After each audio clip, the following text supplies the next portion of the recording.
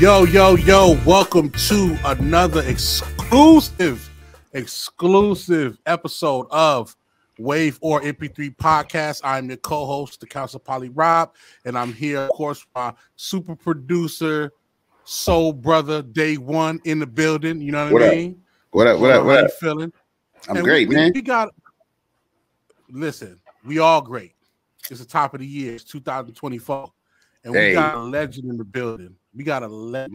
Not just any old legend. I'm talking about somebody who's really, took the music game, the content game and street life very seriously and really, really just put some jewels in every way, shape, or form.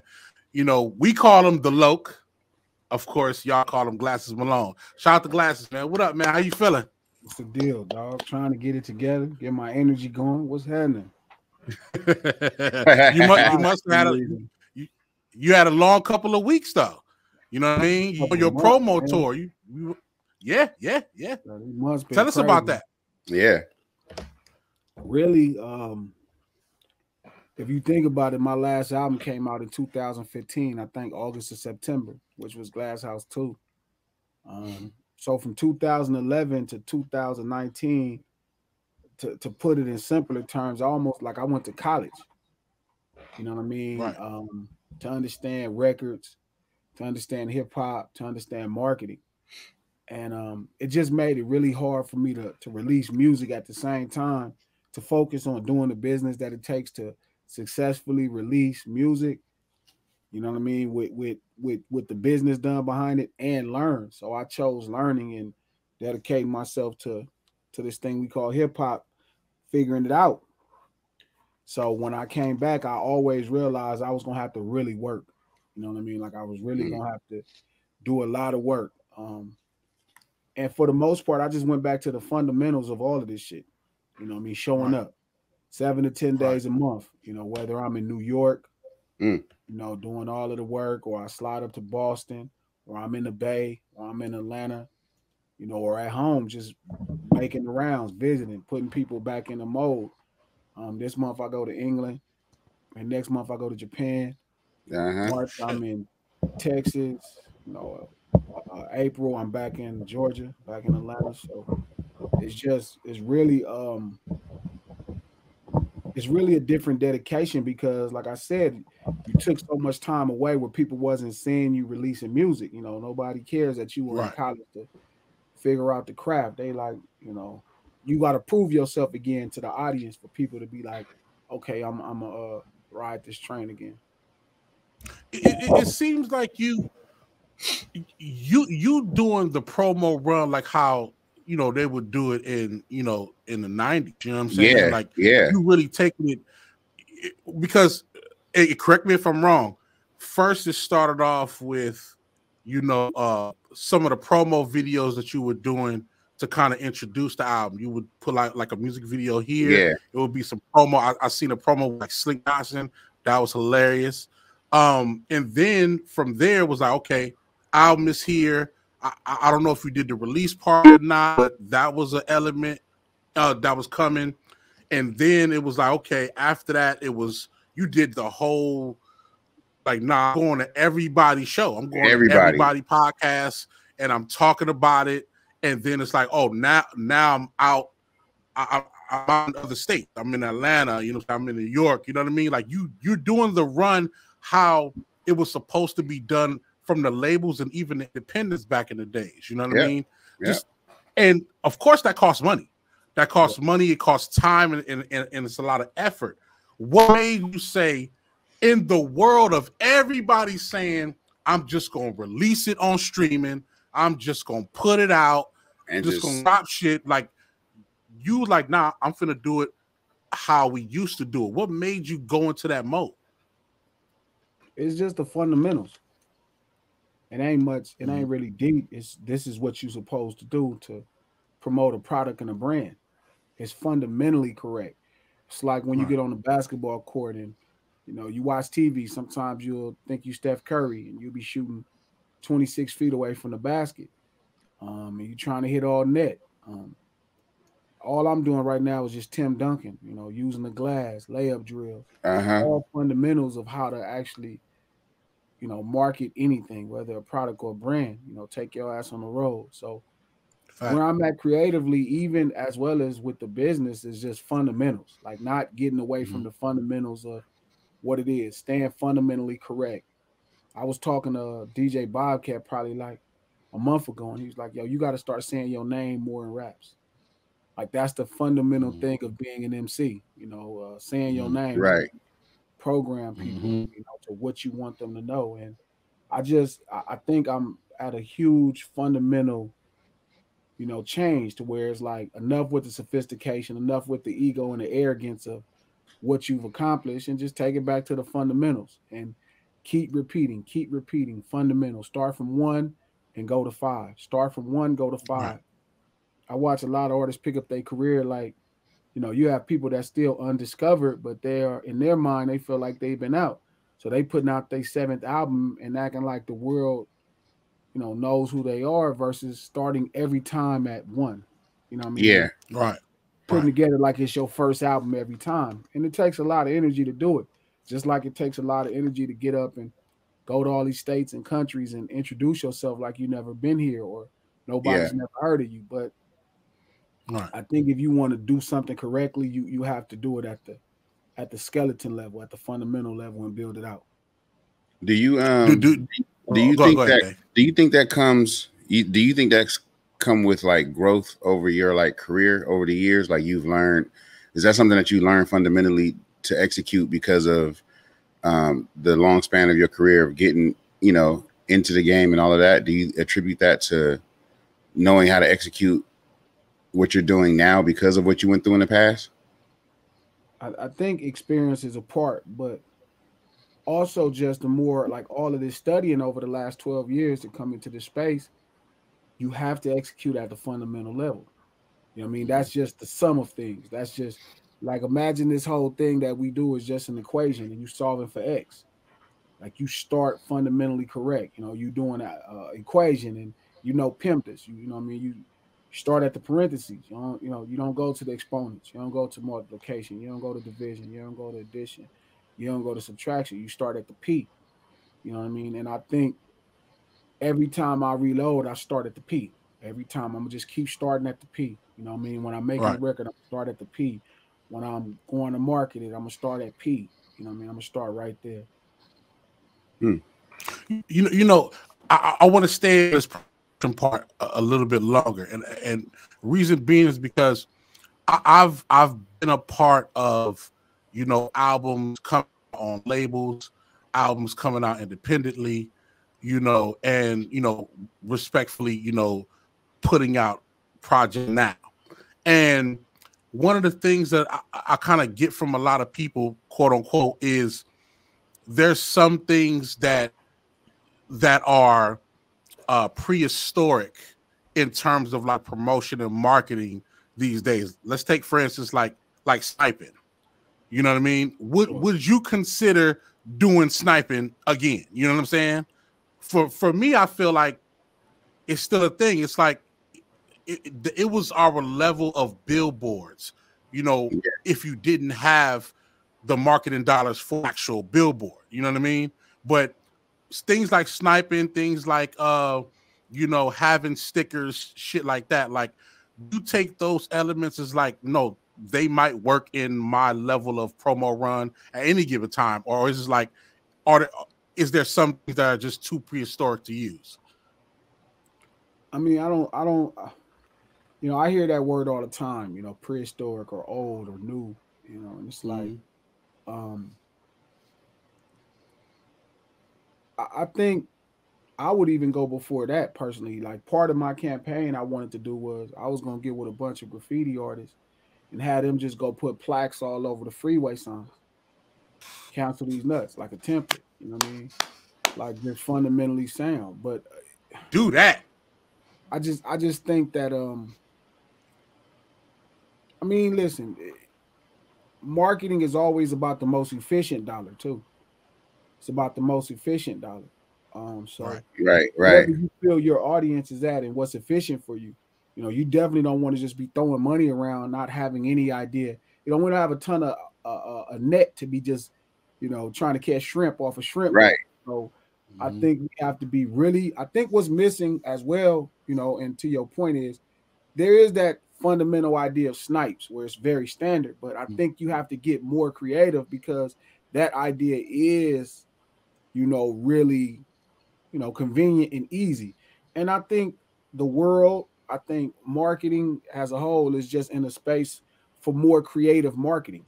And I think that's what's wrong with hip hop now. I think it's just in this really simple space of, you know, let me do what everybody been doing for 50 years. Me and the homies was just talking about it the other day. And even the way we see music videos, right? Visual to discover music, because that's, you know, why you created the music videos for people to discover the music. The music is a product. But we got so lost in this space the whole time since YouTube came out that we started making the video the product. Right. So we're routing people to a video versus we used to take videos and route them to music. So now you're going to route somebody to a video and then route them to music. It just kind of doesn't make sense. So I think we have to Ice Cube said something that was really dope. Shout out to Cube. He was saying, look, only the truly creative at this point, you know, is gonna make it out of all of this junk. And it's true. And it don't just mean creative with music, because that's true too. But mind state, marketing, you know, going to that level, even going on these platforms to speak. You know what I'm saying? You're gonna have to really do it special together for people. Right. I never forget a year ago, and this is when I kind of was like getting acclimated to like Inglewood or whatnot. I never forget I seen it was, I want to say it was like around like Crenshaw or whatnot. I seen an ice cream truck just parked with a bunch of kids, and they was just all getting ice cream. And I'm walking by and I see, and it's like, oh, it's gangsters out here now ice cream. Later I learned it was the relatives, you know what I'm saying? Recipes Big Y. Shout out to Sugar Booger. Later, I realized that it was the relatives.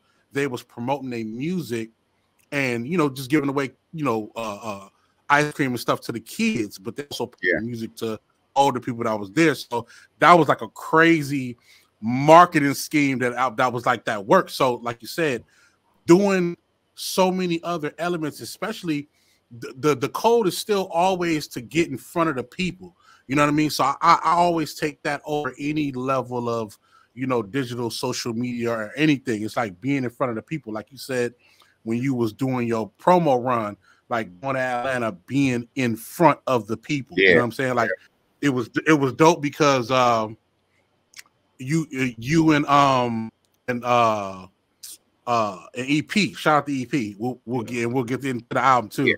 You guys went to Atlanta and y'all went to Coalition's The Music Mondays.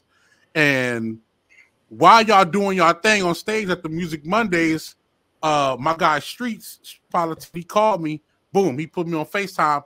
I see y'all doing y'all thing. He like, man, these records is hard as fuck. But that's what I mean by like in front of the people, like just connecting the dots and everything. Like I think that was important. You know what I'm saying? Shout out to you for, you know, for just continuing to do that.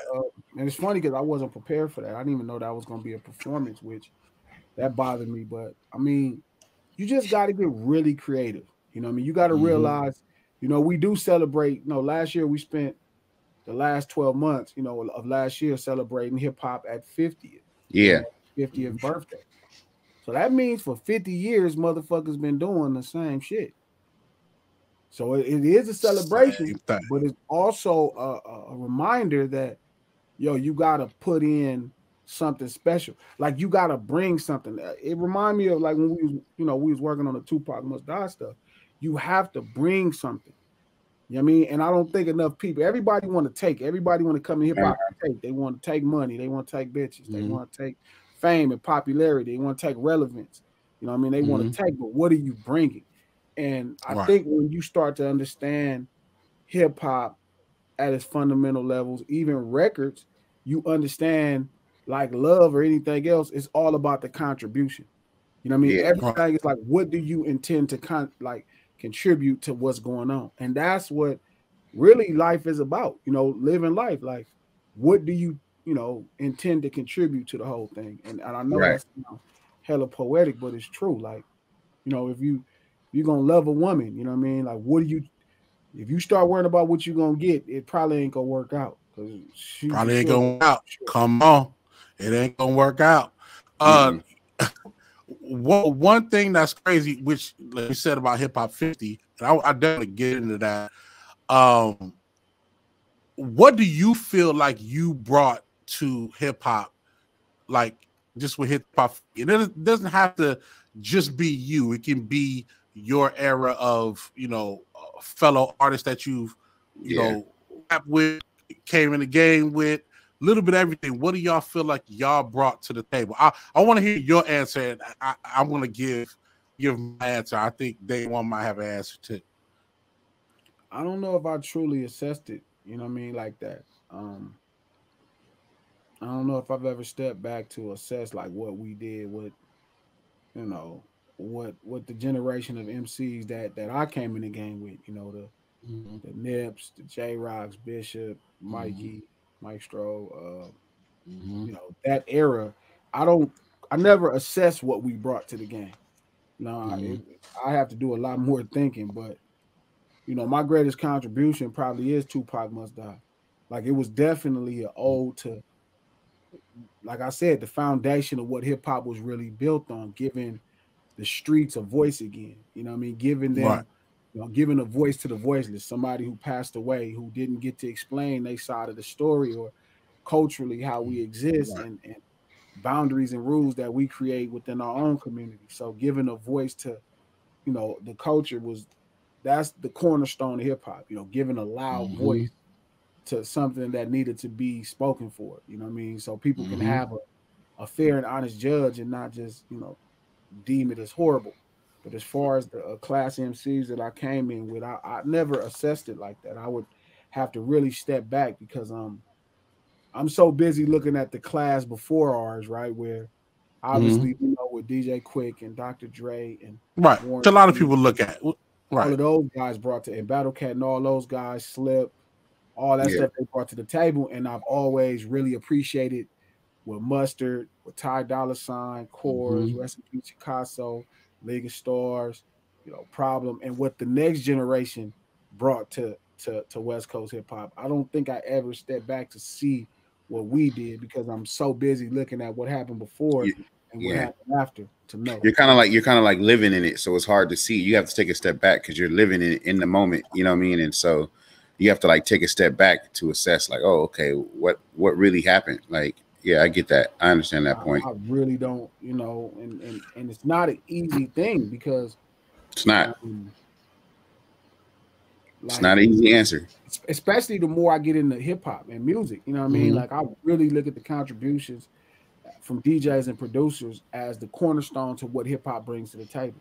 And I think it was really tough, you know, for my era because they didn't get the connection. Like right now, like I talk to Toomp, and Toomp will be helping London or Metro. Helping future producers. And I don't think the producers from our era, the Problems, the Day Ones, I don't think they got the same support initially from the Battle Cats, the Dr. Dre's, the Warren G's. We was on our own for a long time.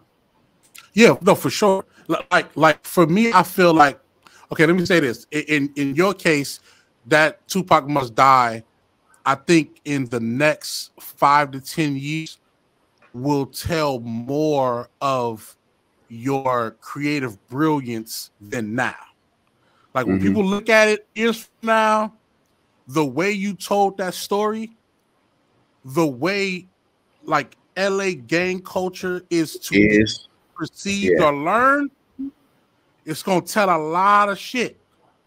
All the way down to the store that they went to, the argument that they had before he decided to leave, all of that shit. Yeah. So for sure. But I would say in y'all era, let's talk about y'all era because I have to have this conversation. I feel like your era was like the neglected second child. If we call the Quicks, the Cubes, if that's considered the first child, you guys were the neglected second child that still found a way. Whatever the fuck the first child was doing and all the hardships that they went through, they broke the barrier, which is one element.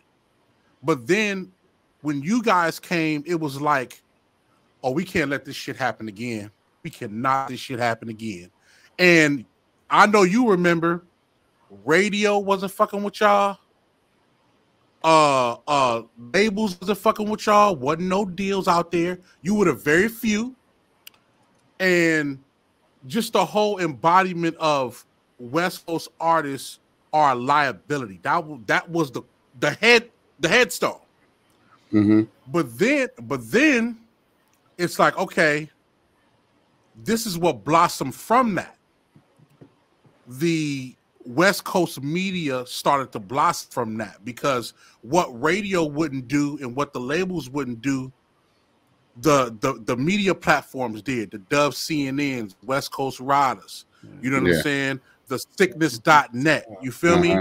Yeah, man, rest in peace to Tim Sanchez, man. Come on, man. Yeah, Styles did his thing, you feel me? Yeah, like this is what blossomed from that, which all of that is a direct correlation to what we do now in podcasting. They told the stories of the artists that you should be tuning into. This is when mixtapes came back. Yeah, when the mixtapes started hitting with the DJ Nick Beans and the, you know what, we were really ahead of the independent blog era. Yeah, yeah. I mean, because at that time we were still doing everything with DVDs and cassettes. Right. You know what I mean? That's how they were spreading their gospel. This is pre-World Star. Yeah. You feel me? But I do remember that. And World Star came substantially later. Yep. Like I remember West Coast Riders in 2003 and 4. Mm-hmm. So World Star wasn't around at that time. But nah, exactly. Yeah, that's a great point. Yeah. You know what's funny? I don't want to cast radio out like that's true. Like I do think that was definitely the idea or the narrative at that time, but I don't want to cast radio out because that's probably a little kind of biased, especially the more I understand about records. Now, what I will say is there was a huge disconnect, you know, from the pioneers of because it all goes down to the music, you know, fuck the rappers. Yeah, you know for sure. I mean? It all goes down to DJ producers. And again, like I said, I think the producers of our era were on their own. You know what I mean? And I don't think that's really, I think that kind of created the issue, you know, that my era of MCs, you know, went through, where, you know, we didn't have anybody. All we had was each other, which is how the New West even came about in general. Like it was like, yo, exactly. You know what I mean? Exactly. And, you know, I always say that Warren G didn't really take an artist and produce him. You know, DJ Quick didn't take an artist and produce them. Dr. Dre took Game, and then that was it. You know what I mean? Battle Cat, you know, I think he worked on his brother's stuff a little bit, but micro stuff, but he didn't really say, hey, you know what, y'all, let me pick you, and I'm going to produce albums. Let me take Day One into my wing and make sure he understands how to finish a record. So I think that kind of became the collapse. But, you know, I've been thinking about that for the last 2 years, you know, like rationale wise, you know what I mean? Why would that happen? You know, you know, people always talk about, you know, G-Funk, right? And the music we were making, and they were saying, you know, how it's not as celebrated. And I'm like, you know, you hear certain artists like a Greedo, he'd be like, oh man, I don't really know about them. Like he'll say it maybe a little bit more negative, you know what I mean? But it's also because for years and years and years, they allowed it to not continue.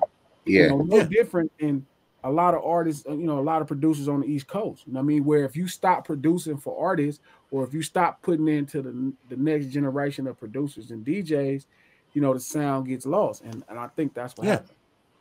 No, for sure. And just to like to kind of expand on that, I think that's what made the next generation, which is we talk about the third, the last child, which is the Kendricks of the world, the YGs of the world, the Ty Dolla Signs of the world, the Mustards of the world, like Problems, the Joe Moses, like because you guys had to find a way out, it made for the next generation to come up with a new refreshed sound. Because even when we was doing Cali Swag, what's funny is like I look at Kendrick, even though his success came later, I was putting out records around the time we was putting out records. Right, exactly. Like, but that's what but that's what I mean.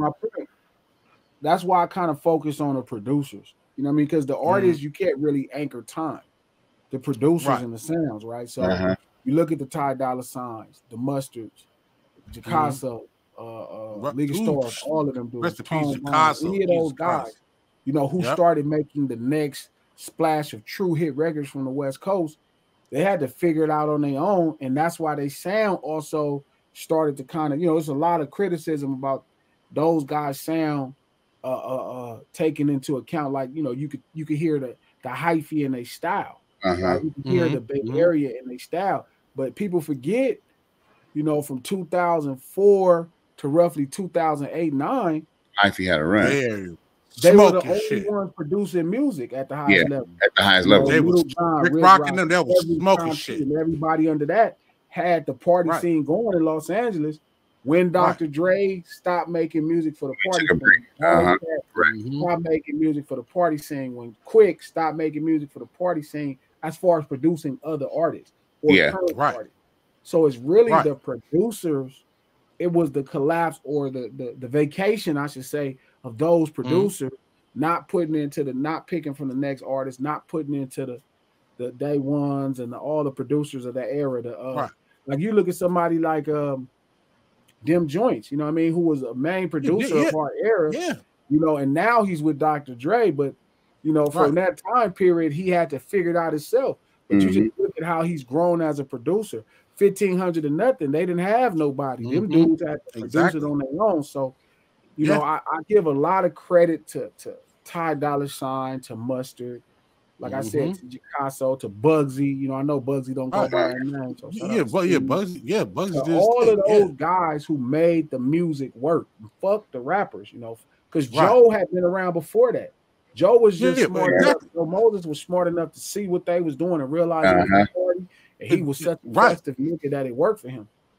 I mean, League of Stars, punting them, got the producers together, and the Nices and the Trends and the Tone Bones, and you know, you have a real splash of really fantastic producers, and they're passing out records. You know, Mustard gives you, you know, Ty Dolla $ign and Jakasso and Chords give you Tooted and Booted, right, which becomes the foundation, the grill of that movement, right? Yeah, exactly. Then you got. So now Mustard figures it out, right? And he gives Tyga Rack City. That's how you break an artist, right? Yeah, Tyga didn't have a smash hit record before Rack City. He had a record with Chris Brown and kind of like Something Coming Up, which was the Coconut song. But he got a smash hit with Rack City. Kid Ink gets a smash hit from Mustard. Ty Dolla $ign gives Joe Moses Go Bitch, and they doing a lot of stuff. And that's how hip hop works. You know, the producers start to spread out the records. Problem gets fucked up. I'm fucked up. Well, no, this is before that. This is disco. This is way before that. Disco Boogie. From out our era. So again, this is Problem is able to finally have his moment. Blow up because of the shit Trend, D Nice, Tone Bone, and even his knowledge as a producer, all the stuff they're doing. So they were able to really make it work. And that score of producers was able to pass out hit records, and that's how we have the artists. That's how you have Tyga, Kid Ink, YG, Ty Dolla $ign himself, you know, Mustard himself as an artist. This is where you get the artist from, is through the records. So I'm really big on giving that generation a ton of credit because they figured it out without, you know, the prior, you know, giants that were the West Coast producers originally. And that shit is dope. You know what I'm saying? I agree. I think this the one thing you missing. The one thing you missing that ties it all together is that the artists and the producers from that generation were fans of y'all. They was fans of y'all. They took the energy like Joe Moses, YG, they took the energy from you guys, the Glasses of the world, the J-Rocks of the world, the Maestros of the world, being able to combine the gangsterism with high-level lyricism or high-level realness, innateness, and also at the same time being able to come together and work together. All different hoods, all different everything. You know what I mean? Like together between that, even the producers, even the producers, like being from whatever area, but being able to work together. They seen frustration that you guys went through, and that made them want to find a new way. That's important. It's very important because without the struggle, you don't find a way out. You know what I mean? Yeah, I don't want to disregard our contribution. You know what I mean? I don't really have an assessment. I've never sat back to assess. Like when you build, and you don't really stand back at the house and just look at the house. You know, you're too busy building. Right. But you know, I don't know. I wanted to make sure we bring that, because even now, full circle, coming back, now y'all slap niggas in the mouth again. Now it's a new level of resurgence. New level of resurgence for J-Rock, new level of resurgence for you, new level of resurgence for so many different people. Like, it's coming full circle back around. So I just really wanted to make sure that people understand that little era right there, not little, sorry about that, not that era, was very vital in the next 20 years of greatness of West Coast music in general. You feel what I'm saying? I definitely think we went through a phase after Pac died where we wasn't really delivering new artists. I think the only artist that broke after that at a high level was probably the East Siders. And Game. Yeah, I mean, Exhibit kind of was an underground legend at that point. So yeah, it went through a spell. You know what I mean? But again, like I said, you know. Shout out to Game and the people who were able to break through, you know, and make it work. But I guess I don't spend a lot of time studying like our era, you know, that New West era, that New West attitude. I don't think I ever really spent a lot of time studying it as much as I spent time studying the greatest successes, you know what I mean, of what's happened on the West Coast as far as hip hop goes, and the greatest empires that happened. But I mean, if we step back and look, I'm sure there's some contributions that matter that we help influence on the next generation and possibly even inspire the generation before. A lot of the attitude was, you know, was really. I'll tell you one thing: we was really street. That's the one thing we were for sure. You said that's the one thing. Yeah, like everybody, you know, you look at a Cube or Snoop. You know, these dudes are they're from the streets, you know, but they also were successful at 18 years old. You know what I mean? So they didn't. So they off the grid. To fuck up their lives and shit, and you know. And Dr. Dre been doing music. You know, his first record came out in '83. Surgery came out in '83. You know what I mean? So I don't think they really ever spent a lot of time, you know, being out in the streets, surviving like the cold streets as much as like the generation after. Like when we came, like me, Rocket, Nip. You know, a lot of us, J-Rock, a lot of us were really from the streets. Like real dope dealing, real drug dealing, gang banging, low riding. Like we were definitely the product of that generation that's in question. You know, the music. They were scoring a life and we was living a life, you know, that they was talking about at that time. And then to try to turn it around into rap, which is why I think you do see those resurgence. You know what I mean? Like me and Rock, you know what I mean? It's gonna come a little later because you know we was really just raw the culture versus now where I a lot of us, even Rocket, I feel like we were professional street niggas. And I think, like I told somebody in the interview probably about 5 months ago, I'm like, this is the first year I've ever felt like a professional rapper. Wow. And I feel like now it's like, okay, I'm a professional rapper. Like I when I made Tupac Must Die in 2019, I was like, okay, I got it. That was my finals. But now I feel like a professional hip hop artist. Like, oh, okay. So now I'm not like this street nigga robbing hip hop. Like now I'm the real deal. So it's been a crazy journey to say the least. But I definitely, we're gonna have to take some time and really break down what the New West did Come on, man. We need a master class in that era. We need a master class in that. And then on top of that, like if y'all really go back and listen to them albums and them records and what I was talking about, telling you, like I always think, I'm like, why are these songs like not in the snowfalls of the world and stuff? Why are these songs not in there? And I'm not, of course, it's time with snowfall, right? But just other stuff like that. You know what I mean? But you talk about 2004 to 2009, right? Of course, with the time. You know, but I mean, like the West Coast culturally still was riding high off the contributions from 1988 to 1996, and we've been riding high off of that. You know what I mean? Really, like. That set the stage for the culture that the world knew. You know what I mean? Colors come out in 88. The NWA come out in 88. Ice-T come out in 88. You know, 6 in the morning is 87. And they set the foundation culturally that the rest of the country recognized as, oh, these niggas are titans with this shit. So, you know, we've been riding high off of that for so long, you know what I mean, that, you know, the music part to me is all. I think culturally we're like tapped in. I think the West Coast culturally, like standard culture, you know, you hear a lot of brothers from the media, a lot of people from the coast talking about, you know, Dickies or talking about Cortez or Chucks and referencing it like it's not worth a lot of money, you know, it's poor. And it's like, well, that's where culture comes from. But like the rest of the country has accepted everything we are as the gold standard. So if you're trying to change it, you might be losing your mind. You know what I mean? Right. You're trying to make a space for yourself in the world. Like, we don't like that. We like this. This is the path. This is the gold standard. Like that generation of guys in the streets created the gold standard of culture for the whole country. That's why you go anywhere around the rest of the country, like it ain't no GDs and BDs in Los Angeles. It's Crips and Bloods everywhere else. You know what I mean? All over the world. And low ride and the flavor and the get down and everything we represented is everywhere. So the world told you that this is the gold standard of culture, and you know you'd be a damn fool to not recognize that and take advantage of your birthright. Facts. I gotta ask both of y'all this question. Okay, what up? I need an honest answer. Okay, not saying that y'all not honest, but I'm saying I need an honest answer.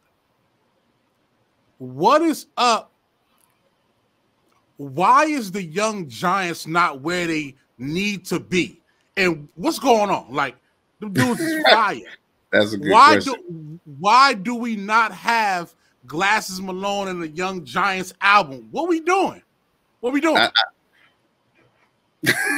He said, "What we doing?" I feel like I ain't gonna lie. Glasses album, the Cancel These Nuts to me kind of is the Glasses and LA Giants album to me.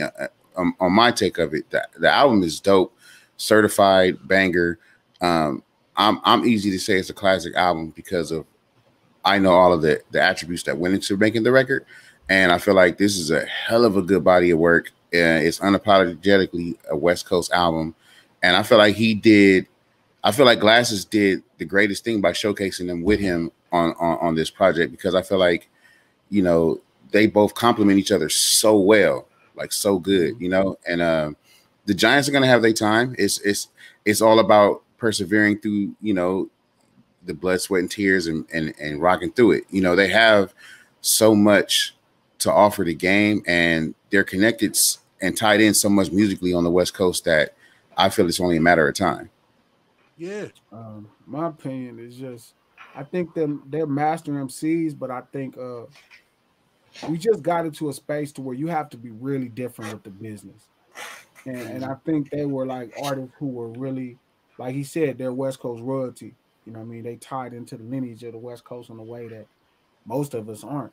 You know what I mean? But I also think that that made them create a thing in their mind where it's like somebody is going to come and give them an opportunity and do the business for them. And I think the one thing about the New West that I will give it a lot of credit, we did not think nobody was coming.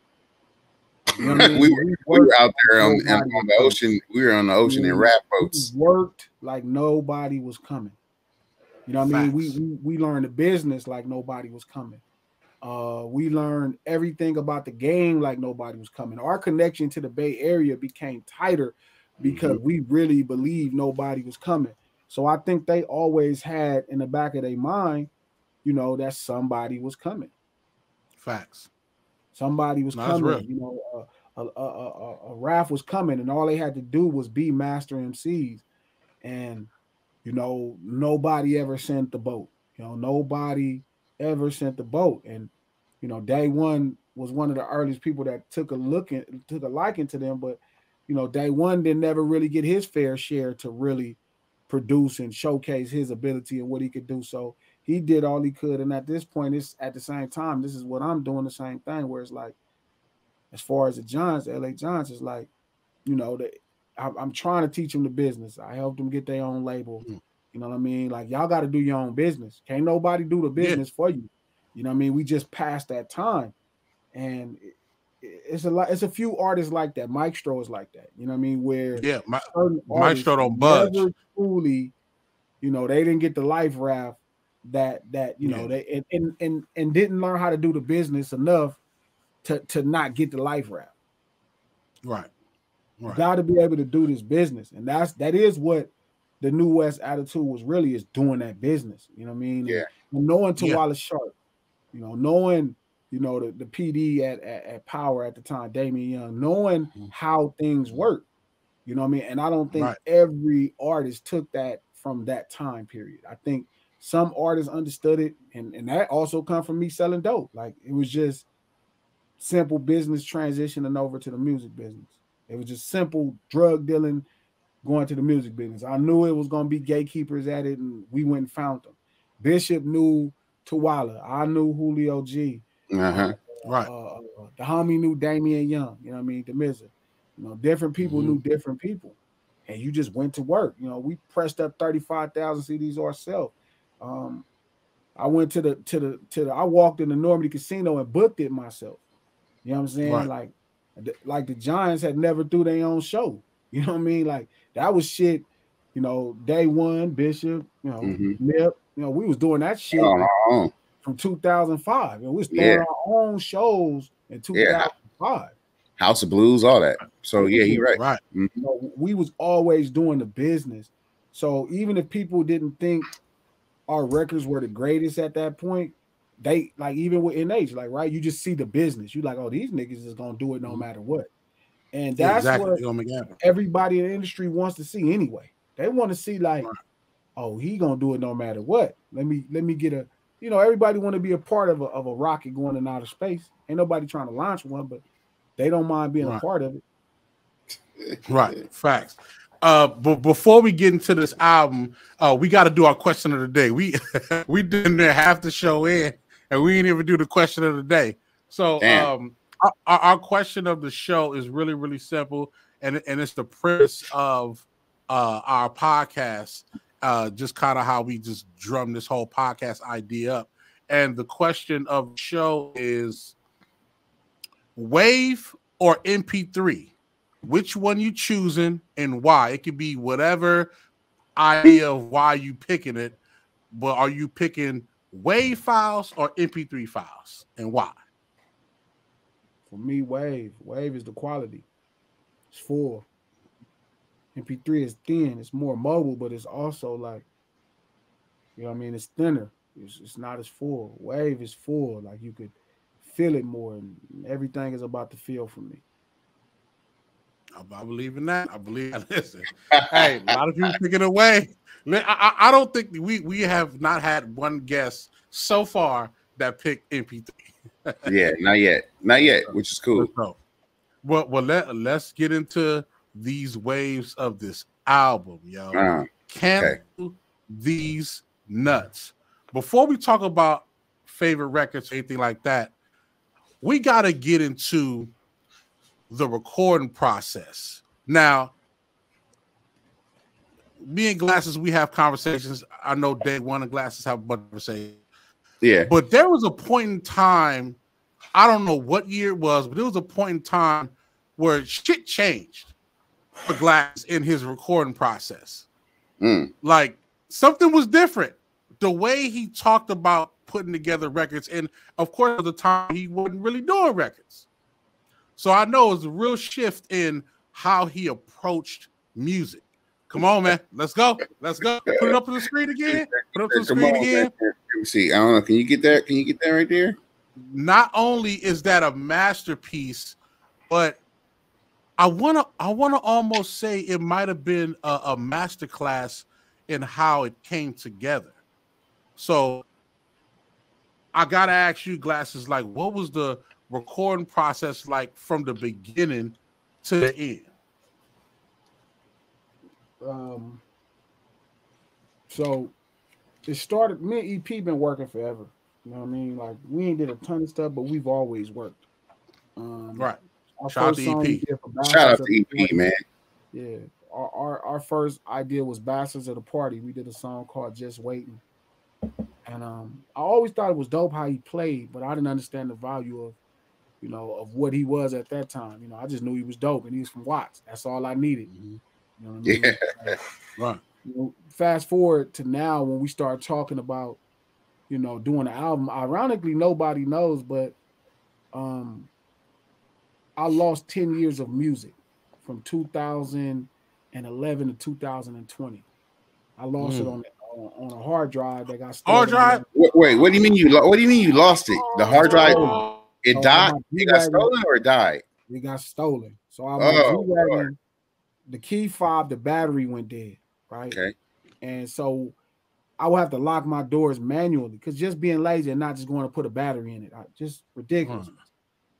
And I went to a pet store to get some stuff for fish, and I was like, I'm gonna just run in and run out. And I left my backpack in the car. My backpack had my laptop, my hard drive, and my gun. And that happened to me too. Without the gun, that happened to me too. I ran in the store. Probably wasn't in the store no longer than 6 minutes. What? Came out. Somebody had went in my truck, took my backpack, and it had all that stuff in there.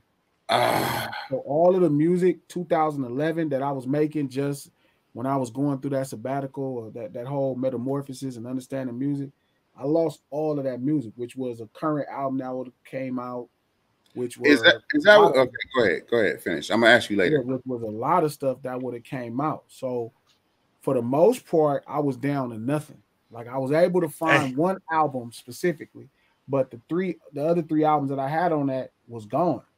I couldn't get it. There was no way I can get it back. It was just over. And so I had to start on another album. And at this time, I had just finished Tupac Must Die. You know what I mean? I had been in contact with Deuce and Joey. I had Deuce in the video. You know, the LA Giants. I had Deuce in the video. And I'm like, damn. So at that point, I really had a crossroads. Like, damn, am I going to keep doing this? Like, I don't have nothing. You know what I mean? I only actually had one album out of 4 that was on there and a mixtape. So it's 5 projects. So I was like, damn, am I gonna keep doing this? Okay, I need to get with somebody who produces. Like, you know what I mean? I don't have enough time. Like, I could produce, but I can't produce as fast as everybody. That highest volume, right? Yeah, I'm not a programmer. You know what I mean? I'm not a program ideas. So and then on top of that, taking the hit is already like, I gotta process this shit. Yeah, go ahead. Yeah. Go ahead. So 2021, I'm talking to EP. I'm like, man, let's start working on the record. Let's see what we can come up with. He's like, all right. So, you know, we talked about it a little bit more. 2022, I'm making little ideas, but I'm not fucking with none of this shit. You know what I mean? I don't like none of it. Top of 2022, he starts sending me ideas. So as I'm starting to make records, I'm like, some of these is cool, but this ain't it. And the beat he sent me is what ended up becoming Kanye Should Have Never Married That Bitch. So I'm talking to the Giants every day. I spent all 2021 and 22 just helping them put together their album, G-Sides and P-Talk, for their own label. And I'm like, you know, this is how you shoot videos. So I'm spending money with them, helping them get their videos going, helping them push their music, and realizing they didn't have enough time. Like, you know what I mean? They work gigs and shit. So they parents, you know what I mean? So they didn't have as much time to really be obsessed with it like how me, Day, and Bishop and all us was when we first came out. Right. I'm like, damn, they in a tricky situation. I know they don't have enough time. I mean, even though they put out these dope videos, but they don't have enough time to go support them. It was all built around these kind of weird schedules. So I was like, okay. So I start working on music. Finally, I get the one beat, which is Kanye Should Have Never Married That Bitch. And I'm like, damn. So I start putting together the record. I'm rapping. I get my verse. I get the hook in my mind. So I lay the hook out. I reference it. I have Jelly Roll sing the hook. A reference. Like, here, reference this. Mm-hmm. And I remember I was like, I sent it to Joey. I was like, man, what you think of this? And he was like, man, I fuck with that, man. Let me get on it. And I'm looking at them like, man, y'all niggas raps be just serious and angry, dog. Like, this ain't that type. You like, this is fun. Right. This is fun, bro. Like, y'all don't really, like, if you look at a lot of the early LA Giants music, they just angry and getting off. You know what I mean? It's like, that shit fire, though. I rap better than you. You know what I mean? That's the Giants rapping. It's like, I rap better than you. You know what I'm saying? That was the cornerstone of what they would do, you know, since I met them is, we're going to get on every song and I'm going to show you I rap better than you. And at that point in my life, I was in the space where it's like I was trying to make the best record. I didn't give a fuck about who I rap better than. Like, I had finally understood what Bishop was able to do with records. I'm like, okay, I know what got to happen. So it's like, okay, he's like, yeah, man. Fast forward, we back today. He's like, man, let me get on this. I'm like, bro, you got to have fun, bro. If you're going to get on this song, you got to have fun. You got to make it fun. You got to make it funny. You got to lighten up. He was like, I already know. So I was like, all right, cool. So I sent him the joint. I sent him the open verse. And man, when I tell you he just did so good, and I just thought it was fantastic. And I realized that they were more than capable at having fun and being dope as MCs, but this is just, they did this hyper aggressive, better rapper, rappity pappity shit because this is what they wanted to do versus what they could do. They in the gauntlet, and you got to also keep in mind. Sorry to cut you off, but you got to also keep in mind sometimes, like artists like that, when they in the studios, they're not in the studios with like producers that's trying to craft something. They like, no, rap on this beat, rap on this beat. So they just trying to smoke everything. You know what I mean? So I get what you're saying. Like, finally, you gave them a push, and now they can realize they the true potential. Well, so then he does his verse, and I'm like, man, I'm gonna start the song off with this verse. He's like, you gonna put it first? I'm like, yeah, because this is how you should open up a song. It's fun. It's fun. And then Sugar Free, me and Sugar Free did a few records. I mean, so, you know, I send him shit just to have. It ain't about him rapping. I like his opinion of hip hop. I think he's such a fantastic MC, such a fantastic artist that I'll just send him music, Ice-T music, certain people music, just to get their opinion. So, but this song specifically, I felt like this was him. So I sent it to him with my verse and Joey's verse, and he laid out his verse. You know what I mean? And then I was like, okay, so this sounds good. And I'm like, man, Deuce, you know, man, you should jump on this shit. Like, me and Joey and them did it. So Deuce does his verse. I'm like, man, just have fun.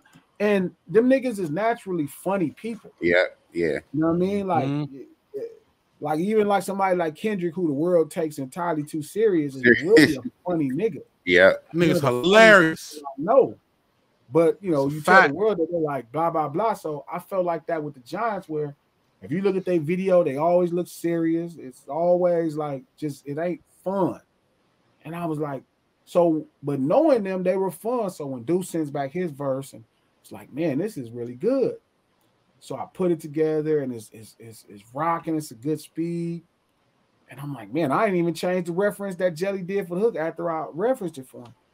And then I send it back to EP. I say, hey, man, you know, play something on it, right? Play like, tailor it in, like play on top of it. Right. Tailor it in. Right. We start finishing it up. A couple people started 6 John. 6 John kind of did some stuff. Like, I had my boy Sergio do stuff with the talk box that you hear on there. But then I had 6 John actually do a little bit more. He heard some stuff that was missing. And it's these small little elements that matter. I was like, damn, this is a really good song. You know what I mean? I'm like, I fuck with this record. And it's funny because I thought it was a jamming song. And then I sent it to, shout out to Jason Joshua, right? The mix extraordinaire, like one of the greatest mixers in the history of music. You're fucking right. You know, we need to get him on the show too. Shout out to Jason. He does a couple things, and it's just like, I hear it, I'm like, okay, we could do something. So then a lot of the slow ideas was like, it didn't matter. And I started telling him, like, okay, I think I like us up here, like at this tempo. So then we just start knocking out ideas that were a little bit more coming in hot. They wasn't slow. They wasn't 80 or 90 BPM. These motherfuckers is 98 or 106. You know what I mean? And we found a marriage creatively at that place. And we just start knocking records out. You know what I mean? And I knew what it was at that point. So then I knew where to go look. You know, I started back listening to Chubb Rock albums, Straight Outta Compton, Kane albums, anything that Tone Loc album, anything that had that tempo. I started listening to those albums as far as like, okay, this is how you do it. This is like, I don't have to be the first person to do it because like these niggas did it. And I was like, okay. So then that's how we got to that space. And at that point, I just made a lot of sense. Have fun. You know what I mean? I was like, yo, y'all need to have fun. We gonna clown everything. We having a ball. And we looked around and we had something that was dope. And I knew what it was at that point. Probably about 70%, I knew what it was. So it was nothing to get with EP and finish all the ideas and finish the whole project. It was like I already knew what it was. I knew the vibe. I heard the vibe is not current. And so we just finished it up, man. I had surgery on my leg, took my time, got back on my feet, started making content for it, and really knew I was going to have to make a lot of adjustments. Like right now, we in the third quarter of marketing this album, and I still got to make adjustments because the landscape under us is changing. But it's one of those things that, like when I first got in hip hop, it was just a dark room, and you just throw shit at the wall hoping it stick. I always felt like a professional street nigga robbing the game. But the more I started to learn about it, and I realized that this shit was made for people like me. And that dark room stayed dark, but a pathway like lit up. Start forming. And I still can't see everything else on the right and left. Like it ain't all as clear, but this pathway is lit up. And I know it reminds me of when I was working on White Lightning. I knew if I walked this way, eventually, you know what I mean, where I'm walking, I'm gonna get there. Like, and so that's how how comfortable do you feel with having somebody like EP by your side working with you on this project? Usually for artists, it's them, and then it's like, okay, the section of producers, the selection of A&Rs and features or whatever. So they have to decipher between what they feel like is for them or not. But for you, you had the ability of having EP with you, that if other elements added to the room, you still had that one person to bounce ideas off of. Ironically, I didn't know that that's what I needed. You know, I walked in thinking that EP was just a producer. He could produce these ideas and we can make a project. I left leaving like, damn, I've been praying for this person, and I needed this kind of person as a, you know, he's not just a pitcher. This nigga's a closer. You know what I mean? And to say the least, Dr. Dre is a closer. You know what I mean? Dr. Dre is a closer. So you take my knowledge of records and his knowledge of records and his knowledge of musicianship, you know what I'm saying? And you're going to put it together, and it's going to look a lot crazier than it looked on Cancel These Nuts. It's always going to look that way. So, you know, I didn't know how to appreciate him as much as I just always thought great things of him initially versus now where it's like, oh yeah, nah, this nigga, like if I do a deal, if I do a partnership, like he has to be on a partnership. Like it's that serious where it's like, nah, I need what he does. You know, it don't like if even if I'm featuring with this new artist, like one of my homegirls, her younger niece, and it's like she got the beat, and I'm like, yo, I gotta have EP touch on it if I'm gonna do it. Like that's serious.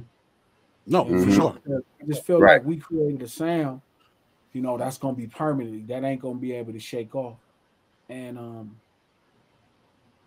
the way I see, you know, what he can do is in ways that most people, like I said, it's my very own Dr. Dre in a sense. Yeah, and that's how it should be. Go ahead, Dave. No. I was saying I love that. I love that whole idea, that whole aspect. You and EP's relationship is dope. You want to tell us how you guys like got in contact? Like, how'd you get a hold of EP and be like, you know what, let's really work on something? Because I know you guys did like the Mac 10 records and stuff. I know y'all had worked before. The first time was Bone Pluggers, Bone from Athens. Okay. Bone produced the sound. Shout out to Bone, but Bone did a dope documentary called The Bastards of the Party, and he had a soundtrack. And he was like, man, I need you to do something for my soundtrack. And man, I got so much respect for Bone as a dude from the streets, red rag dude, but just an overall articulate brother, really smart, really clever, just one of them type of niggas that came up how I came up that I just absolutely, am fond of. Like, I just think he has an amazing mind and talent. I mean, he know how to use everything to his advantage, and I appreciate that. It's only a handful of dudes that's like that out here that come from where we come from. So he was like, yo, I need you to do something for my soundtrack. And I remember like, man, let's do it. He's like, I got a dude from Watts named EP produced it. And I'm like, oh, the nigga from Watts too? Yeah, link us up. So that's how me EP first. You know what? Was the Bastards of the Party song before we did the record with you and Butch? Was that first or was that after the Bastards of the Party? So the song with you and Butch is after. That's after. Party is okay, so when you came to the studio, you and EP had already knew each other. We already did. But even when I came to that studio session, I didn't realize it was EP because I didn't see him often. Right. Okay. Yeah. So I didn't really know. At that time, I was we were just working in the street. I know. Doing the thing and just moving around and doing whatever I had to do for anybody I fucked with. Okay. So y'all link it. All right. Y'all linking. We got back in we never lost contact. Like, we didn't talk often. But I would always see what he was doing. If I heard something he liked, if I heard something he did that I like, I would always send him that text like you. Like when I heard the Fly House, like, man, I like the niggas I fuck with. When I hear something, I'm gonna go send them some love. Man, I'm matching. Yeah. Blah, blah, blah. Right. Yeah, like nigga, I'm notoriously great at sending love. I see Big Cat do something, man. Mustard, man. Hey, nigga. If I see it, I ain't just in everybody's shit, but when I see something that I think is fancy, that I think is special, I'm gonna make sure that I like that shit. Yeah. So one of the last times he was working on a project for Bad Luck. That Bad Luck stopped rapping. Like, he Bad Luck kind of changed his life and had some really good stuff going on. But he had a final project with EP. And I remember them playing it for me because I go there to rap. Like, he was like, hey man, me and EP want you on this song. I'm like, oh, it's two Watts niggas, no problem. Bad Luck and EP. Y'all come down there. So I go to the studio and he playing me the song. I'm like, man, I like this song. So I jump on the record. It's dope. But they play me all the record. I'm like, damn, this shit cool. So I'm like, man, I'm telling niggas like, man, watch when y'all hear this new Bad Luck shit. This shit crazy. And Bad Luck. I heard about that project. Yeah, Bad Luck was like, I'm done. Yeah, Bad Luck moved on with life. Like, I don't quite know. And the whole project done too. The whole thing done. Really? I don't know quite what happened, but he was over it. And so this project doesn't happen. So at that time, I'm like, I'm telling Bad Luck, like, let me get that song we did off of that project. He's like, all right. Like, as long as EP don't mind. So I call EP. EP said, no, I ain't tripping. But then we start talking about music. And I would always call EP and ask him questions about musicianship. Like you, probably Rob, about engineering. Like you, Day One, about producing. So I would just ask questions and get knowledge from niggas who knew more about these things than I did. That's how we start talking about working on a new project. Genius. I want to ask you this too, because a lot of people don't really speak on it as much. But could you give us your insight on like growing up in Watts and what Watts means to Los Angeles, especially in the music scene, because there's a lot of talent that comes from the hub and the dub. And I just feel like there's not a misconception, but they're just like not as knowledgeable about all this talent that comes from that area and what it breeds, what it creates. The Platters, Barry White, Patrice Rushen. Wow, I didn't even know that. Rolls Royce. Okay. Tyrese. I mean, Watts is truly poor Black LA. The culture is the richest part of Los Angeles as far as culture. Yeah. The musicianship, obviously, Cam, coming into the early 90s, it's always been a lot of talent. You know what I mean? And everybody, they've always made it work. Watch Profits. Shout out to the always been a journey. Shout out to the Prophet. Shout out to the 103rd Street brand, Charles. Yeah. But nobody had it easy. Right. You know, nobody realized the Whispers probably had 7 albums for they shit hit. Wow. A lot of people don't know that it was not no shit that happened on their first album. You know what I mean? Right. The Platters, the Rolls Royce. You know, Rolls Royce got a blessing with, you know, the soundtrack for Car Wash. You know what I mean? But none of these journeys, Barry White was independent. Like, none of these journeys are easy. I mean, it's really hard Barry White. People that represent that part of Los Angeles to get in this business. But one thing I will be honest and say is Watts really breeds a spirit that makes you persistent. And fast forward, you look at that is something all y'all have that in common for sure. You look at somebody like Greedo, you know, come on from prison and this shit don't stop. You look at even Tyrese, you know, people, you know, talk about Tyrese, but Tyrese is gonna work. He's persistent. He work. He gonna work his ass off. He's gonna be somewhere in the Middle East. You know what I mean? Networking with them wealthy ass, rape and Arab men, and he's gonna be networking about the next film. He's gonna be in, you know, he's committed, and that's the thing that Watts truly breeds is a commitment to succeed. You're not gonna back down. You know what I mean? And so whether you committed to succeeding, you're committed. So you could be committed to violence and causing somebody else's life a problem. They committed to that, and that's how it breeds you. It breeds like a motor that keeps going.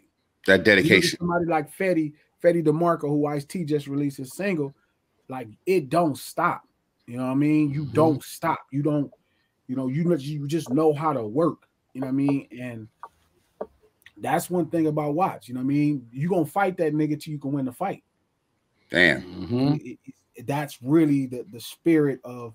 It's a fight or flight. It's a fight or flight place. Right. And you got to get away if you're going to leave. But if you're going to be right here, or you're going to fight. And whether you're fighting somebody else for respect or you're fighting through a business, you know, to be successful, you know what I mean? You're going to fight your ass off. Yeah, even with the riots and all of that, it's definitely a persistent place of you know, rebellion, and they're going to stand up for what's right. So that's crazy. I never thought about it like that. For sure. Sidebar, but how come I always hear about people getting flat tire and Watts? What y'all be trying to pull over there, man? I don't know. What y'all be trying to pull over there, man? What y'all be doing? Listen, man, I be hearing a lot of them. I caught a flat tire or what? I understand. I think you just got to know which potholes to not go over. Right. I do want to talk about this part of the album. First off, I appreciate you for allowing me the privilege of coming in to one of the mixing sessions and just vibing on that.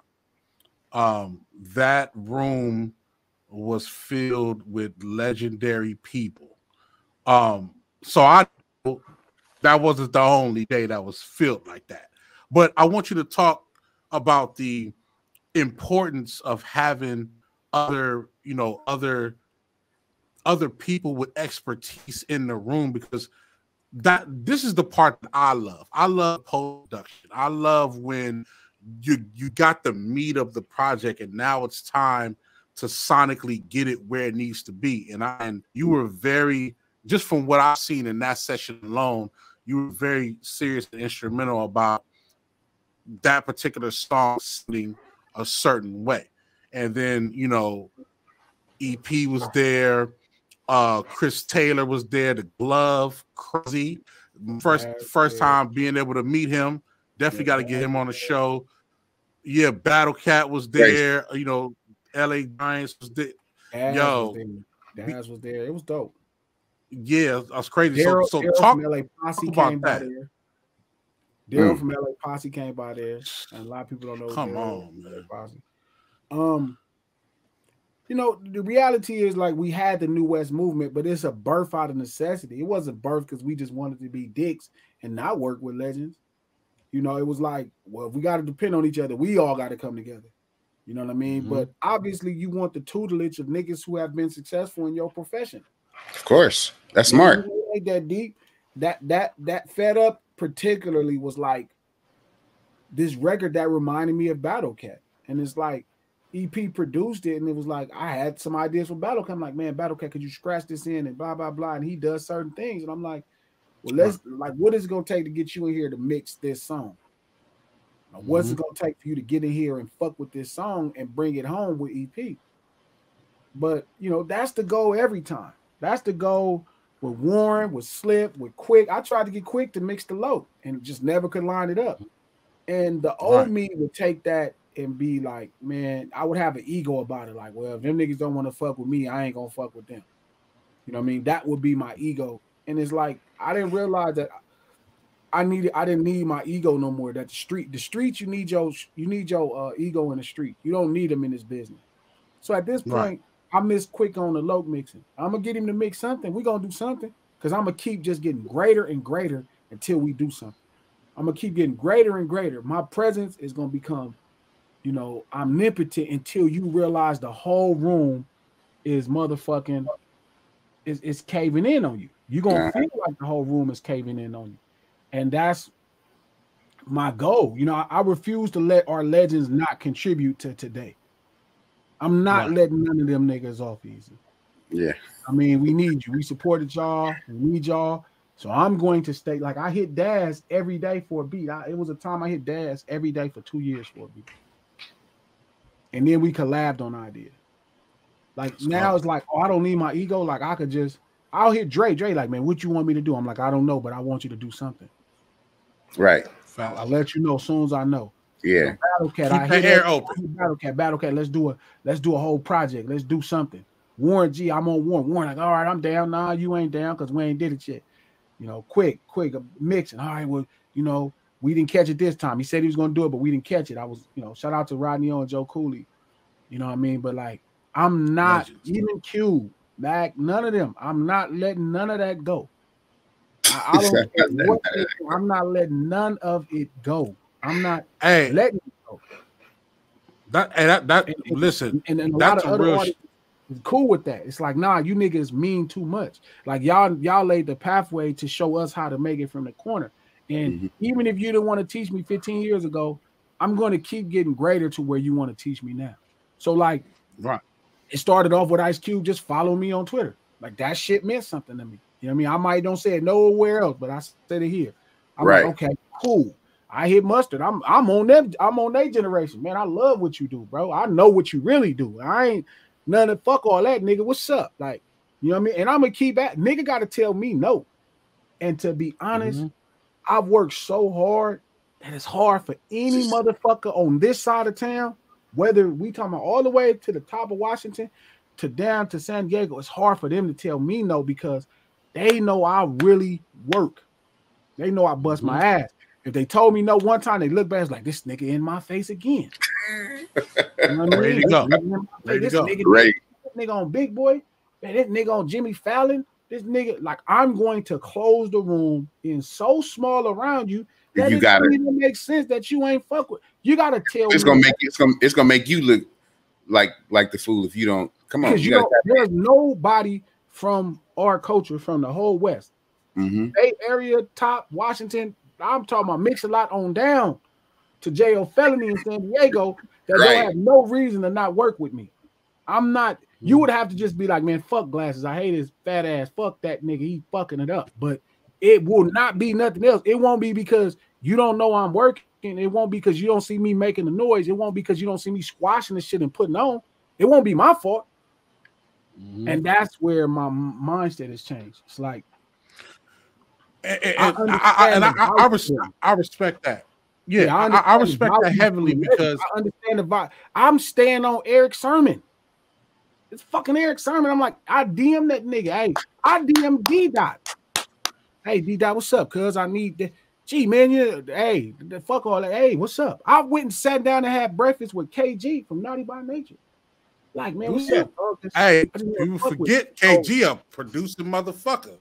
Yeah, and it's like, I'm not one of those ignorant niggas who don't understand the value of success. See, a lot of young niggas, you know what I mean, my age or younger, don't understand the value of success.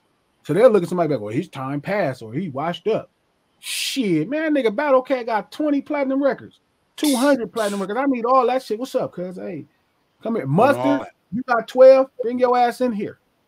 Hey, man, what's up, big dog? What up, cuz? Hey, man, I love your 59, my nigga. I got these 2 records, the rhythm. I don't like the rhythm. I think the rhythm is a little too contemporary. The groove, man, I don't know. Listen, tell me what you think. Man, if a nigga touch it, I'll go see Zaytoven and Toomp, man. I'm not nothing like this shit ever seen before.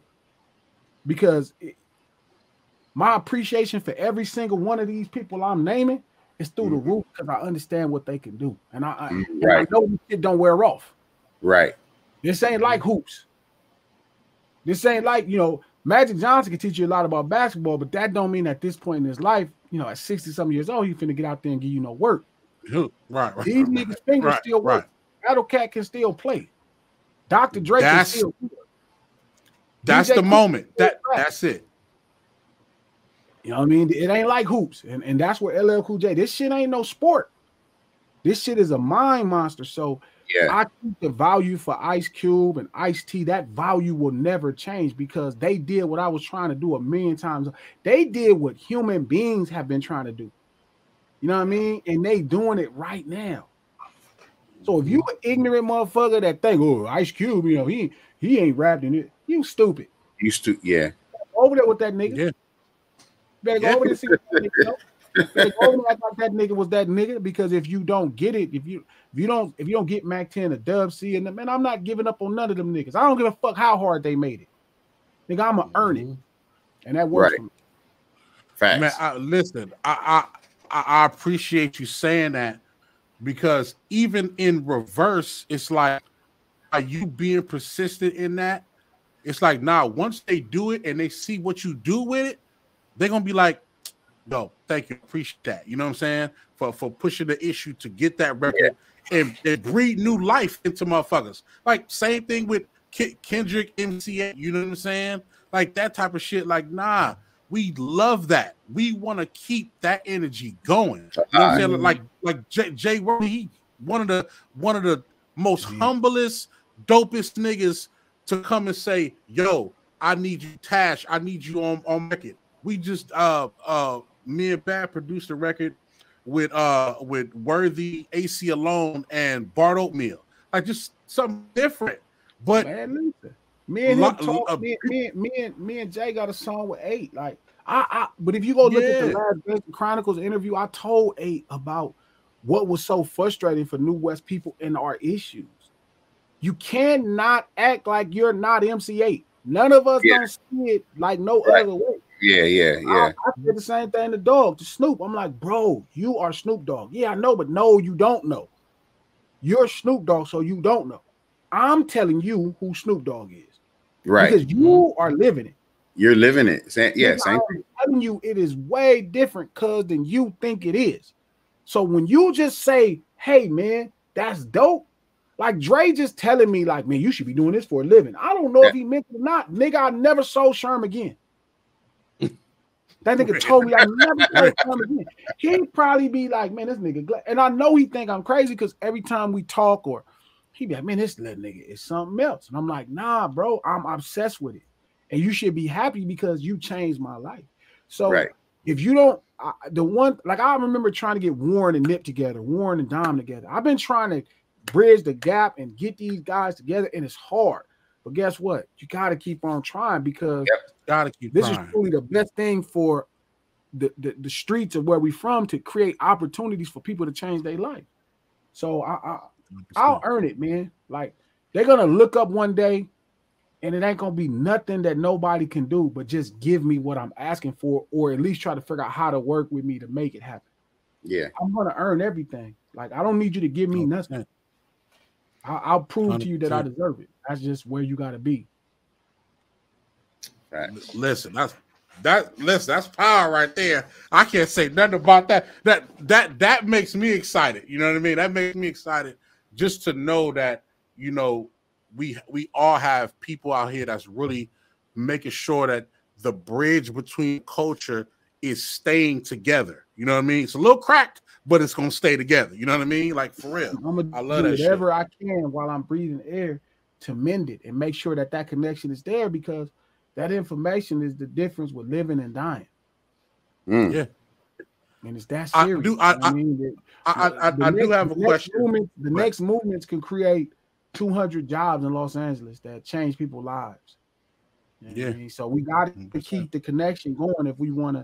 You know, hip hop blessed us. You know, shout out to the Bronx, shout out to New York. It really blessed us with this great artistic expression of street urban culture. And it's like, yo, I'll take it serious. You know what I mean? Top over there to here. You know what I mean? I respect it.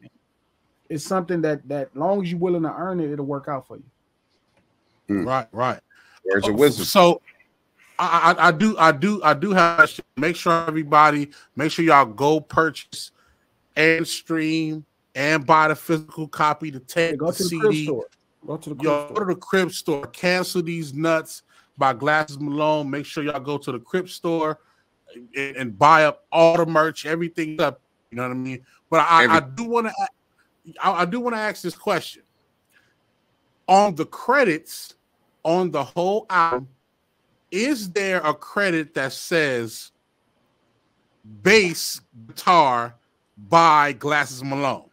Because I know that you've been heavy on this bass thing. You know what I mean? You've been heavy on your bass. You know what I mean? The album that I played the bass on like 3 songs, I lost that album.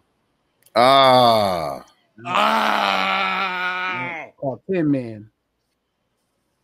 Tin Man. Got bad references. You know what I mean? That weren't mixed. Wow. So let me ask you this, because I remember I did a session for you for Butch Cassidy for a record you guys were doing. Was that on that hard drive too?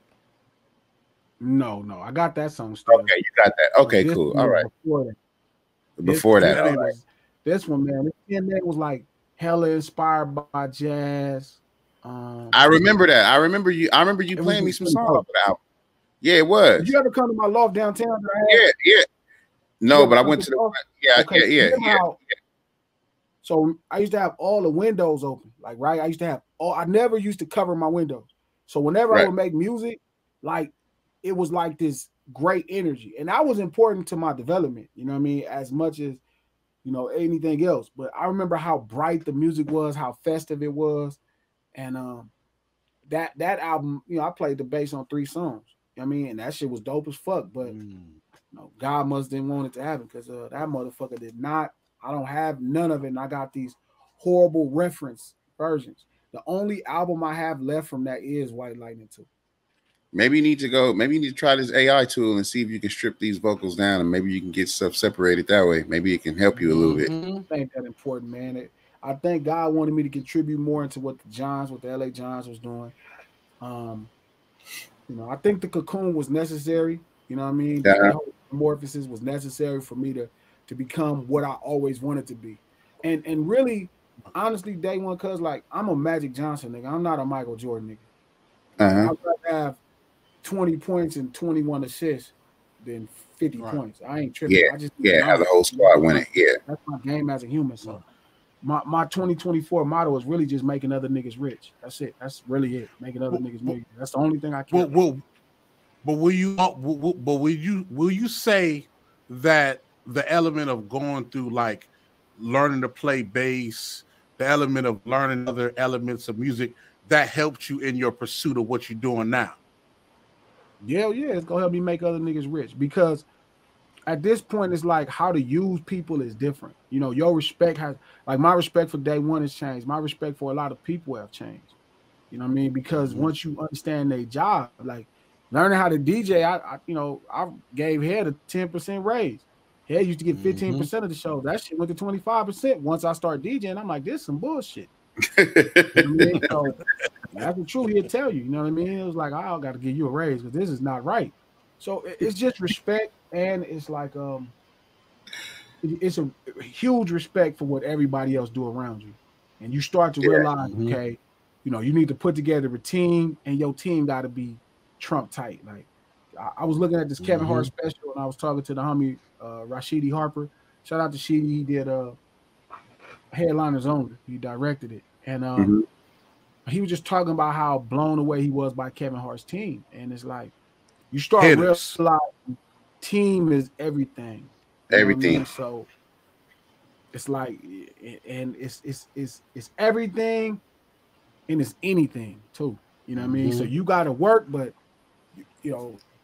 being able to add EP, you know what I mean, was an important step for 2023 because that's what I got. You know, I had still coming into 2023, but being able to add EP, you know, I had Uncle He, and being able to add EP is integral for anything I'm trying to do. And 2024, God willing, I get to add 2 more pieces. You know what I mean? To really get into it. So that's the goal. That's always our motto. Jason, you know, Joshua's a part of my team. Honestly, Jason Joshua, you know, pretty much like this nigga's one of the greatest in there. Like, nigga, I'm mixing your shit. Him and my boy Lester. You know what I mean? Like, that's like, nigga, I'm mixing your shit. Nigga, fuck the money. Nigga, I'm mixing your shit. So shout out to Jay. You know what I mean? Right. The people who want to be down with you and really. Jason Joshua is the end of when they release your funds for your budget for your recording. He pretty much gets half of it because the sound quality is what's gonna do everything. You know what I mean? He from that era. That boy's Mac. Jason is such a beast, bro. Jason is such a beast, man. Like, he set the standard for the album. And shout out to Lester Mendoza. You know, I met him at Skip Saylor's studio, you know, mixing. And he's just like my other guy. I'm grateful for like Jason, and I don't talk about this a lot neither because most people don't know who Jason is. But man, I'm so grateful that he hears the music. He like, nah, I'm mixing this nigga. This shit crazy. You know what I mean? And shout out to EA Ski. We ain't talked about EA. EA heard some records, never charged me a nickel. Oh, you know what I mean? Sure. Like, nigga, when that shit hit, look out.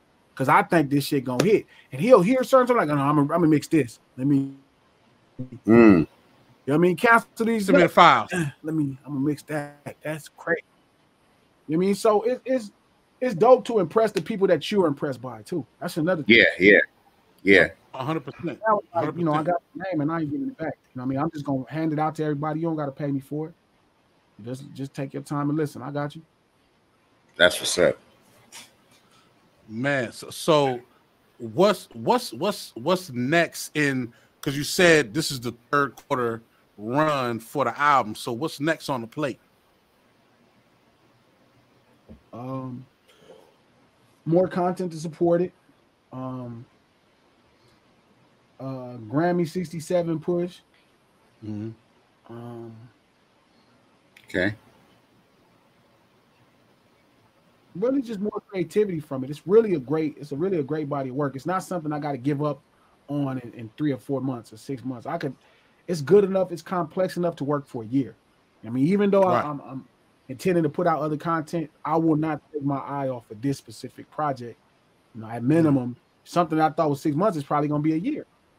You know what I mean? I came out thinking 90 days and then I'm gonna be on to the next album. But you know, people are celebrating it, how they feel about the complexity of it. It's received much greater than I thought. So now it's like, okay, let me just do all of the work. You know what I mean? Right. It's probably 12 months at this point. You know what I mean? I'm in this motherfucker going to work. Right. Man, deep. Look, you got another question? I got one more question. No, I'm good. I'm good. Listen, I gotta ask this because this has been on my mind for a while. We've talked often about you jumping into the media space. I think, you know, before you started, you know, your podcast, was in your ear about it. I know there's a couple of people that was in your ear about it. You know what I mean? I always tell myself, and I try to tell, you know, those who are like my mentors and those, you know, that have been in the game longer than me, you know, y'all have a voice that we need to constantly hear. The reason why, you know, our generation after us continues to fuck up is because, you know, our experts and OGs are not using their voice as much as we need them to. Yeah. And I think you took heed to that. You dropped your podcast. I want you to talk about that. But then I also want you to explain, like, are you juggling podcasting, the media space, and music at the same time? Or are you just focusing on one at a time?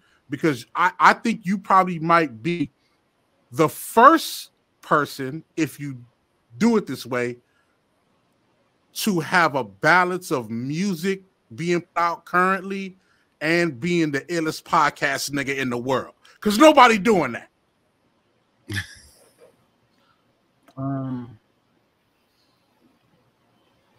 So the thing about No Ceilings, right? My podcast is I didn't want to do like an interview platform. Like I just want to have like if y'all do No Ceilings, man, we just popping it. Yeah. Just I really feel like the greatest game come from niggas that know something having a conversation. I feel like I'm not mad at none of these other platforms that interview people, but that's just not what I do. Like my shit, you really a fly on the wall. You know what I mean? And you listening to people. I really only have people with information on there. You know what I mean? I don't really, you know, when Charlamagne, so Still is the first person that told me I should be doing podcasts, right? Shout out to Still, big shout out to Still, man. Yeah, my God. Charlamagne was like insisted, like, no, you gotta do a podcast. And even right now, my podcast is audio based. It's not like this other shit. There's no video portion. You know what I mean? Like I like this year, this fourth season, it might be the first time I'm gonna start focusing on doing the video portion. But really, man, I just be trying to have I try to explore the caves of life that's been dark. You know what I mean? Light them up for people to see and just have really intriguing conversations and go over thoughts and ideas. And I'm proud of that about No Ceilings. I had a conversation that just got released with Stolly. Shout out to Stolly, you know, from Ohio, really dope MC. You know yeah. And we were just talking about how much we love Scarface and why. You know, everybody's celebrating Scarface because of Tiny Desk, but I'm like, bro, like you're so that, yeah. They don't understand. It's so much more. Yeah, and we were having a really great conversation about why Scarface was so amazing, and it was two, you know, really qualified and really capable MCs that experienced success in the business, talking about like another MC. EP is on the podcast, and we're just talking about, you know, how great Scarface is. There's nothing else. You know what I mean? But you also learn some things about Scarface you probably didn't know. Right. And I think that's what I try to do with No Ceilings more often than not. Like Pete, who I share a lot of the podcast space with, is a huge finance guy. Really, you know, almost feels like a right-wing guy, but really not. You know what I mean? Just a fucking real white person who's been around the way. Right. Shared a lot with, you know, the cousins, you know, Asia and Brittany, you know, because you know they're women who've experienced life, and the conversations are always intriguing. It's not like these other, like I'm not looking for tongue-in-cheek conversations. Like I don't want to sit down with a rapper and ask him about his album. I mean, like fuck the album. You know what I'm saying? Like people want to, like my pod is all about brand. Who are you? You know, what is it? Yeah. You know, fuck what you trying to sell. Like, let's get down to the real reason of why people are listening. And the people who really like No Ceilings enjoy that. You know what I mean? They love that the conversation, they, you know, sometimes they listen and in this mid-conversation right when they listening. Like, that's when it starts. You know what I mean? And we don't end the podcast. We don't, you know, we don't start with an opening. You know what I mean? We literally are just people having conversations, people in the room that know something, that have experience at something, talking about whatever it is they know. When I seen the title, interview with a compulsive liar, that shit threw me back. I'm like, what? But like you said, it's a real conversation. You know what I'm saying? And the thing about it is, like, it wasn't necessarily the fact you were calling them that, but everybody has been in an experience that included someone who was lying at a alarming rate. You know what I mean? Like, it happens like that. So you know, like just like a you know, interview. I think you had an interview with a gambler or something like that. It was like it's so many different conversations. That shit is crazy. But I love that podcast, like you said. My favorite is one called Street Urban Colloquialisms. Conversations about street urban colloquialisms. And it's really dope to me because that's a conversation wrapped around hip hop where you have people who want to talk like the streets, but really talk bad about the streets. Like you hear people who've never been from a gang call each other gang. And what is just slang? It's like, nah, that means something, but you can have it. Yeah, something else. Yeah. And so right. It's a lot of really dark corners that get explored on No Ceilings. What's crazy is I've only had one podcast that I didn't put up. I had a conversation with a 16-year-old girl, and she was talking about how she only messed with dudes 23. And she was like, but like I felt kind of like, I can't let little girls hear this because they might take you're not you're not finna have a fair for the most part, there's no holds bars. You know what I mean? It's up to like I don't really worry about nobody canceling me or nothing. I don't feel like my situation with Charlemagne or Black Effects or iHeart is in jeopardy. They know what it is. Yeah, right. They know what it is, man. Like what's crazy is a lot of sponsors pulled out the first 2 weeks. They was like, this nigga crazy. You know what I mean? And I wasn't compromising it for money. The one thing I could be proud about my whole career, shout out to Salas. Me and Salas and Head was talking about it yesterday. Shout out to Salas. I'm fine for the opportunity to be like the West Coast hip hop's Dave Chappelle. Like I don't have to change shit no more. Like Ice-T told me this a long time ago. If you just keep being yourself at a high level, the door will open up for you because you just come back.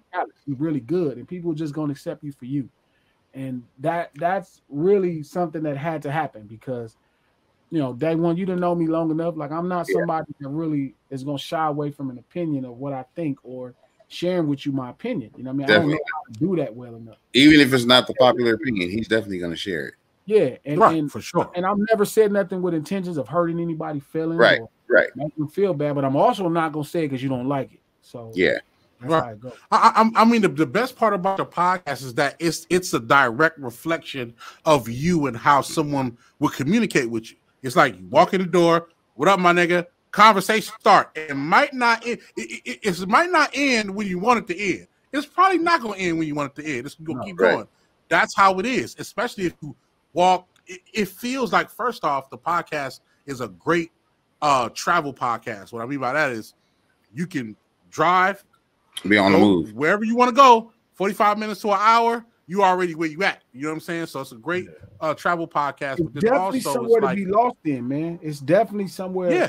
No ceilings. Yeah. It's definitely somewhere you can get lost in. And but again, that's the goal, really, just to explore the darkest places of thought and conversation, like shit people not talking about. Like even if it's like I try not to have conversations about current events. I try to make sure I wrap it into a greater idea because this ain't the View, cuz I don't got a weekly gossip show. You know what I mean? So I try to wrap it in greater ideas. Yeah, and then on top of that, like I like it because it feels like somebody's just walking in, a conversation already happening and just sitting down. You know what I mean? And then enjoying the conversation. That's what it is. And then the last thing that I love about it is that, matter of fact, y'all should actually shoot it like that. Y'all should have somebody with a GoPro on their fucking chest, just walk in and sit down and just that's it. That's it. It's them looking at whoever talking. That's it. But yeah, creative shit. But the last thing is there's never a level of trying to push an answer or push a narrative on anybody. It's not about the answer. It's about the conversation. Yeah. That's it. You know what I mean? Everything about where I'm at as a creative at this point, even as a man, is about the journey itself. Facts. People enjoying Cancel These Nuts is a bonus. Making it became everything. The journey. It's the journey. No Ceilings podcast. Having the conversation is more important if everybody else like it. And it's funny because I saw this interview the other day with cuz that started Def Jam with Russ, the white man. Rick. True art is made for the person. It ain't even made with the audience in mind. And I kind of wanted to be like, I don't know, as a business, but then I thought about it. I'm like, yeah, because I would have, if I was worried about what everybody thought, I probably wouldn't have said what I said. I'd be like, I could make some, it's like a girl. I could tell a girl exactly what she want to hear for her to fuck with me. But there's no value in that. The value is in when somebody really got to like you for who you are. And that's how I feel about when I make music now and creatively in general. Like it's where I'm at, the journey is everything. I'm having a ball making the album. I'm having a ball, having the conversation. That is truly the joy of it all. You know what I mean? Is having the conversation. Hip hop is a rebellious form anyway. So all the great things that we celebrate is coming from a rebellious standpoint. It's things that we wasn't supposed to do in that time. NWA's out, you know what I'm saying? Wu-Tang, you know, Snoop. It's all the stuff that we was not How supposed are these to do. niggas still having fun and this poor and going through it? Right. That's what hip hop is. Like, how are these niggas still having fun? Why do these niggas think that's funny? That's what hip hop is. Hip hop ain't the joke that everybody get. Hip hop is the joke that we get, and everybody else cannot believe that we think it's funny. It's funny, yeah, exactly. And you can laugh along if you want, but you don't understand. Give a fuck if you laugh. It's okay if it make you uncomfortable. It's all right. Right. Man, there you got any more questions? Listen, I love talking to this nigga Glasses. We'll fuck around a bit for 5, 6 times. Yeah, honestly, we could be here for another 2 hours talking. I just wanted to ask Glasses if there's anybody he wanted to work with that he hasn't worked with yet on the aspect of like producers, someone that he wants to vibe with and get in with, but that's about it. I mean, shit, I just want to work with who want to work with me at this point as far as producers. Yeah, it's a lot of dope ones. Sure, we can throw at the Pharrells and all that, and we can go to the day ones and different people that we ain't worked. You know what I mean? And and I just want to work with somebody who really want to make a record. I mean, that's it. I don't give a fuck what it is. If you want to make a record, I want to work with you. If you just want to make some songs, that's different. Right. If you want to make some money, I'm not the person for you. But if you want to try to fuck the world up, if you like, yo, how do we make Summertime? How do we make anything? How do we make California Love? If that's where you at, I'm the right person. But if you just trying to make track 9, like, I'm the wrong person. That's not gonna work out. I don't want to make track 9. He said track 9. I agree. Man, listen, you already know. Local Astronauts, Glasses Malone coming soon. We gotta make that happen. Yeah. A full movie joint. You know what I mean? Yeah, we already talked about doing something, so we in the game. Yes, indeed. Yep, you already know. Man, beautiful fucking interview, beautiful conversation. I appreciate you. You know what I'm saying? You already know you welcome anytime. You already know. Anything we do, you welcome to the shit, man. Come on, man. Double back. You know what I mean? I'm on y'all line. Much love, fellas. Yeah, for sure, Hold man. it down.